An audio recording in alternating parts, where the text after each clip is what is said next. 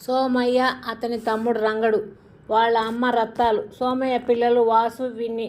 వీళ్ళతో పాటు వీళ్ళ జీవాలతో సహవాసంతోనే వీళ్ళ జీవితం సాగిపోతుంది. సోమయ్య, రంగడు పొద్దున్నే లేస్తే వాళ్ళకున్న ఒక్క గుర్రానికి దానా వేయడం, నీళ్లు పెట్టడం, అప్పుడప్పుడు ఆ గుర్రాన్ని నీళ్లతో కడగడం చేస్తూ ఆ గుర్రాన్ని గుర్రపు బండికి కట్టి దాని మీదనే ఆదాయంతోనే జీవితం గడపడం. సోమయ్య అమ్మ రత్తాలు, సోమయ్య పిల్లలు పొలం దగ్గరికి వెళ్తూ వాళ్ళతో పాటు సర్ది తీసుకుని వెళ్ళి అక్కడే సాయంత్రం వరకు పొలంలో పనులు చూసుకుంటూ ఉంటారు. వీళ్ళ వెంట మేక పిల్లని కూడా తీసుకుని వెళ్తుంటారు. విన్ని కానీ వాసు కానీ మేకను దాని పిల్లని జాగ్రత్తగా మేపడానికి తీసుకొస్తుంటారు. వాళ్ళ నానమ్మ మేకను దాని పిల్లను మన పొలం చుట్టుపక్కనే మేపండి, దూరం పోవద్దు అంటూ ఉంటుంది. అక్కడ వాళ్ళ కుంట పొలం మాత్రమే ఉంది. ఉన్న దానిలోనే జొన్నలు వేసి కాపలాగా రత్నమ్మ ఉంటుంది. అవసరం వచ్చినప్పుడు మాత్రమే రంగడు, సోమయ్య వస్తారు. సోమయ్య ఇంట్లో వంట పని, ఇంటి పనితో పాటు గుర్రపు బండికి కూడా పోతూ ఉంటాడు.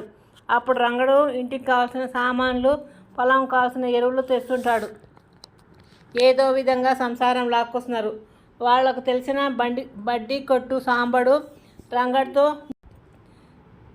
నువ్వు పెళ్లి చేసుకోమంటే చేసుకోవు, నీ అన్న పిల్లల్ని మీ అమ్మ అన్నలను చూసుకోవడానికే సరిపోతుంది నీకు, ఆ పిల్లలనైనా చదివించకూడదా అంటూ సలహా ఇస్తుంటాడు.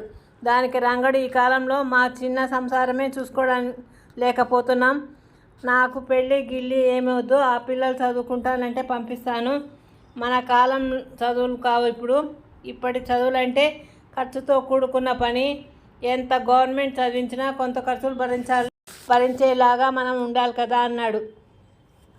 ఇప్పటి కాలం ఆ కంప్యూటర్ల ముందు కూర్చుని అలాగే పని చేసుకుని ఉండాలంట కదా,